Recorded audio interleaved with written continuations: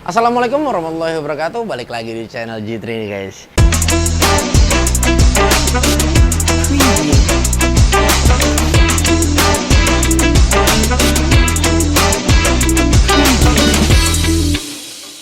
Oke guys, ini hari ini ya. Ini bisa lo lihat di sini ada satu buah ini black box ya. Enggak lah guys, ini bukan black box ya. Ini adalah satu buah torsimeter ya, atau gue juga bisa sebut ini momen ya, mungkin momen digital ya. Nah ini memang karena kemajuan teknologi ya guys. Ini kalau zaman dahulu ya, zaman dahulu tuh memang semuanya gue bisa katakan serba manual ya. Bahkan kalau misalkan kalian pernah tahu ada kunci momen itu dulu yang pertama kali sebelum ada yang model seperti gue pernah gunakan ya. Nah zaman dulu itu ada yang jarum ya. Nah itu jarum, nah itu pokoknya banyak banget. Dan nih saat ini ya guys, ini bahkan ya teknologi sudah membuat ya guys, ini memang torsimeter ya, torsimeter atau yang tadi gue bilang ya, itu bisa gue sebut dengan apa, momen digital ya. Jadi kunci momen digital ya guys. Ini adalah satu buah dari brand Wishretek ya. Ini bisa lu lihat mungkin ya, di sini ada Wishretek. Nah Wish ya, mungkin bacanya Wishretek ya, mungkin gue juga oke lah, kita skip. Ya guys, di sini ada beberapa, ada 4 tipe ya guys. Di sini ada BDA ya, BDA 2030, BDA 3135, BDA 4 200, BDA 4 juga 340. Ya guys, ini gue membeli ya, ini tipenya yang paling besar ya. Kenapa? Karena memang kebutuhan gue yang gue rasa cukup besar. Nah, tapi ya yang setelah gue coba ya guys, jadi gue pikir alat ini ya 0 hingga ini di sini 340 ini dia 340 nm ya guys. Jadi dia bermacam-macam, ada yang cuma hanya 30 nm, 135 nm, 200 dan 340 nm. Nah ini gue beli yang paling besar ya guys. Gue pikir karena memang ini digital, yang ada di pemikiran gue adalah sebelum gue membeli alat ini ya guys, ini gue pikir dia dari 0 hingga 340 ya. Nyatanya enggak, ini gede ya, startnya gede nih. Dia startnya di 17 nm sampai 340 nm. Nah ini gue agak sedikit kagum gitu loh. Oh gede juga ya startnya gitu loh ya. Startnya artinya gede juga. Gue pikir itu dari 0 gitu loh. Nah nyatanya tidak. Nyatanya hampir sama dengan kunci-kunci momen yang Britool seperti ini. Dia ada minimumnya. Kayak Britool gue ini dia dari 7 kilo sampai 35 kilo. Nah, gue pikir ini kalau yang digital seperti ini, gue pikir itu dari 0 guys mulainya. Nyatanya enggak ya, dia tetap ada angka minimalnya gitu. Oke guys, ini gue beli di marketplace. Ini gue beli dengan harga 1.200.000 ya. Nah ini gue nggak ngerti deh. Cuma yang ada di bayangan gue adalah, gue juga nggak bisa bilang ini bukan brand dari brand ternama ya guys. Artinya ini masih gue kategorikan dengan bahasa gue sendiri adalah hip hip hura ya guys, murah meriah. Jadi gue nggak bisa bilang keakuratan itu yang bener-bener memang akurat ya guys. Oke guys, kita langsung buka aja ya. Oke, di sini ada manual book ya. Di sini ada manual book dan di sini ada seperti apa ya, lisensi untuk kalibrasinya ya guys. Di sini bisa lo lihat ya. Di sini ada seperti artinya alat ini sudah dikalibrasi ya, sudah ada lisensinya. Di sini juga bisa lo lihat, di sini notnya adalah garansi untuk akurasiannya ya 20% dari 100%. Di sini ini kalau yang gua baca ya guys ini. Nah, jadi memang kita nggak bisa bilang memang alat ini akurat banget ya. Dan di sini ada toleransinya juga, sorry ya. Di sini bisa lo lihat, di sini ada toleransinya ya, 2%, kurang lebih 2% ya. Itu dia guys. Jadi makanya tadi gue bilang di awal ya, kenapa gue nggak bisa yakinin ini akurasinya tinggi ya. Karena setahu gue ya, ini gue masukkan dengan di kategori mungkin alat ukur juga ya guys, measuring ya.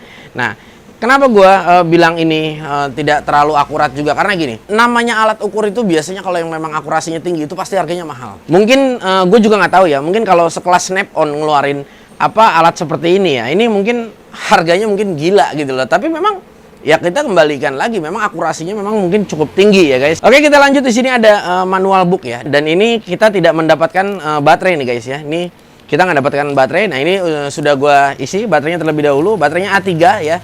A3 kali 2 piece ya guys, ini isinya. Ini first time banget nih guys ya, first time banget. Gue pertama kali banget ya untuk memiliki alat seperti ini. Nah ini gue juga nggak ngerti ya, ini garansinya kemana, kalau apa. Nah ini namanya barang-barang dari luar kayak begini kita agak sedikit sulit ya. Nah di sini bisa lo lihat ya, di sini ada kodenya. Ya, oke ya, ada kodenya. Dan di sini di bagian belakang ya, di bagian belakang ini untuk mengisi baterainya ya guys. Ini baterainya A3 ya, sebanyak 2 piece. Ya guys, dan di sini adalah untuk yang perempuannya ya. Dia perempuannya di sini setengah ya. Di sini setengah juga. Jadi memang sengaja gue ambil yang setengah karena untuk memudahkan, karena memang kebanyakan kunci-kunci gue juga memang untuk soknya setengah ya, dan untuk kepalanya pun setengah. Nah, beruntungnya gue punya alat ini nih guys. Jadi gue juga ingin bisa melihat kira-kira Britool ini keakurasiannya seperti apa. Nah, ini nanti kita akan coba di sini ya guys. Jadi di sini gue agak jelaskan sedikit. Ya guys, ini kita coba hidupkan ya. Nah, di sini dia terbagi dua nih. Kalau yang gue baca-baca nih, yang sorry mohon dikoreksi ya guys jika gue salah. Nah, di sini bisa lo lihat ya, di sini ada dua. Di sini 17 nm ya. Di sini 17 nm dan di sini ada P. Ada P itu stop ya. Sorry, gue matiin. Di sini ada P ya. P ini stop, pengertiannya stop, dan di sini ada T ini trace ya. Trace ini kalau kita dengan mode yang P, pada saat kita membuka kira-kira maksimalnya di berapa, nah dia akan men-stop sendiri angkanya. Tapi kalau misalkan di trace ini, di mode trace ini ya, dia akan running terus angkanya. Jadi pada saat kita mengencangkan ya, kita tidak tahu ya, dia maksimalnya terhentinya sampai berapa ya, kita tidak tahu. Tapi di sini di mode trace ini kita bisa setup di berapa kita mau ya. Dia misalnya umpama kita sekarang di sini 17 nm ya, bisa lo lihat kita bisa up. Sorry, kita kurangin aja biar cepet. Sorry. Nah, kita bisa up sehingga 340 ya. Di sini bisa lo lihat 340 nm ya guys. Nah, misalnya lo butuh, misalnya lo butuh cuma hanya nggak banyak deh, gue butuh misalnya gue cuma hanya butuh umpama, coba ini agak sedikit kagok makanya karena baru ya.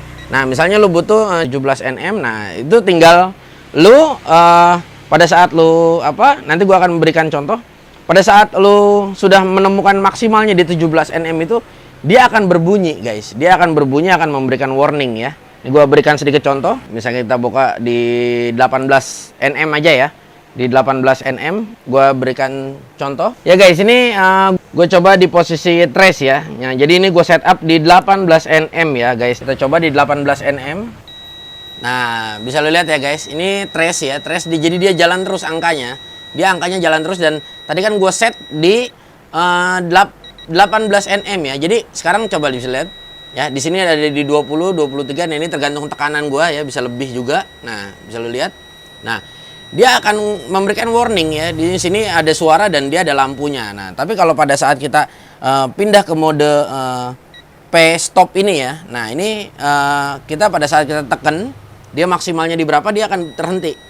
Nah, setelah kita lepas, nah, dia akan berhenti angkanya. Berarti tadi gue neken itu sampai di 58 nm. Nah, ini ya guys ya. Ya guys, ini kita coba juga ya. Gue akan coba juga menggunakan kunci momen Britool ini ya. Di sini bisa lo lihat. Ya guys, ini gue set di 200 nm ya. Dan di sini pun gue akan coba set di 200 nm. Kita akan lihat ya. Kita sekalian gue pengen mengetes ya. Mengetes untuk si Britool ini kira-kira membacanya benar atau tidak ya di 200 nm. Kita coba sama-sama saksikan. Oke ya guys, kita lihat ya. Ini di 200 nm ya. Gua set ya.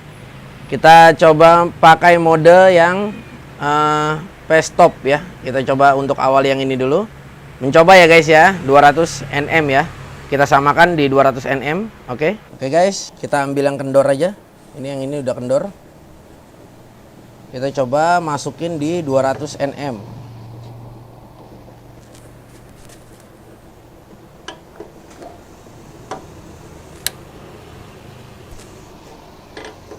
Kita lihat sama-sama hasilnya seperti apa.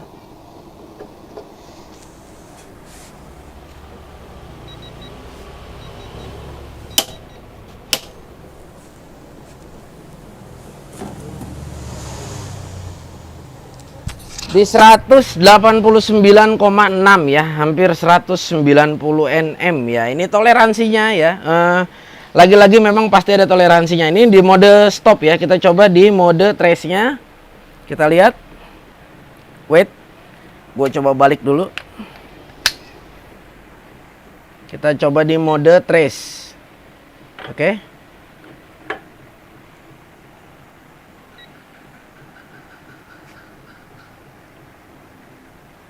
Oke, bisa lihat ya. Mode trace. Kita tes di 200 Nm.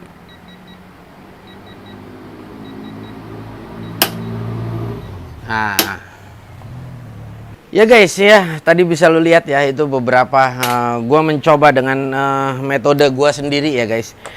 Mohon dikoreksi jika gua salah karena memang ini adalah first time, pertama kali juga buat gua ya guys. Nah, jadi memang tadi alat ini memberikan ada toleransinya juga ya guys, tetap jadi memang tidak akurat 100% juga. Dan tadi juga gue coba di 200 Nm ya, menggunakan Britool ini tadi di sini membacanya 189,6 ya, 190 something lah ya guys ya. Jadi memang yang gue perhatiin alat ini pada saat kita menekan ini kadang-kadang angkanya kendor, artinya seperti ya namanya memang digital ya guys ya. Jadi agak susah untuk mengaturnya sepertinya. Jadi dibebanin sedikit pakai kunci aja angkanya sudah jalan gitu. Jadi ya mungkin ini juga first time buat gua ya, mohon dikoreksi ya. Nih jangan marah ya. Jadi ini cuma hanya pengujian gue seperti ini aja. Nah, alat ini bisa dirubah dari NM ke KG juga ya. Jadi dia bisa KG juga, cuma gue belum menemukan untuk bagaimana cara merubahnya dari NM ke KG ya. Dan di sini ada memori. Memori itu gunanya jadi misalnya di sini ada baut ya 1 2 3 4 5. Nah, yang satu berapa? Nanti bisa lu lihat hasilnya di tombol yang tulisan M ini ya. Nah, ini bisa lu lihat di situ dia nge-save jadi memorinya. Ya guys, jadi overall kurang lebih gue cuma hanya bisa mencoba seperti ini saja ya guys. Jadi yang kalau menurut gue gini, kita bisa mengetahui, suka banyak yang nanya, "Bang, kemampuannya berapa banyak memasang satu buah baut ya? Lu nggak tahu kekencangannya berapa ya?" Gue berikan satu contoh.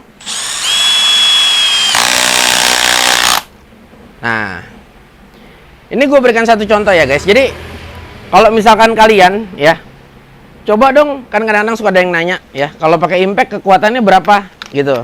Kita ngencengin ya. Nah, ini kalau misalkan kita pengen tahu ya, kita bisa pakai alat ini. Lu tekan masuk ke mode stop ya. Nah, ini setelah itu, nah kita masuk, oke. Sorry. Nah, ini kita buka. Nah, setelah kita buka, dia angkanya nongol nih guys, ya. Bisa lu lihat di sini 7,2 Nm ya. Nah, jadi 72, Nm ini adalah hasil kekencangannya. Jadi kalau misalkan tadi kita pakai ya buat kencengin ya, itu dia pas kita buka, nah itu hasilnya guys. Jadi enaknya untuk yang versi digital ini kita bisa membaca persisnya berapa. Kalau ini kita tidak bisa membaca gitu loh, agak susah kalau membaca. Cuma hanya kencengin kita enak, tapi kalau posisi buka menggunakan yang manual seperti ini, nah ini kurang enak gitu. Oke guys, gue rasa ulasan gue cukup sekian ya mengenai torsimeter ini ya. Ya overall gue rasa ya alat seperti ini perlu nggak perlu ya. Cuma gue cuma hanya merekomen jika kalian para bengkel ingin mempunyai kunci torsi, lebih baik kalau menurut gue ya menggunakan untuk kunci torsi yang memang modelnya seperti ini ya, atau artinya ya lebih yang manual ya guys ya. Soalnya kalau yang seperti ini ya plus minus sih semuanya ya. Gue balikin lagi aja sama kebutuhan kalian ya.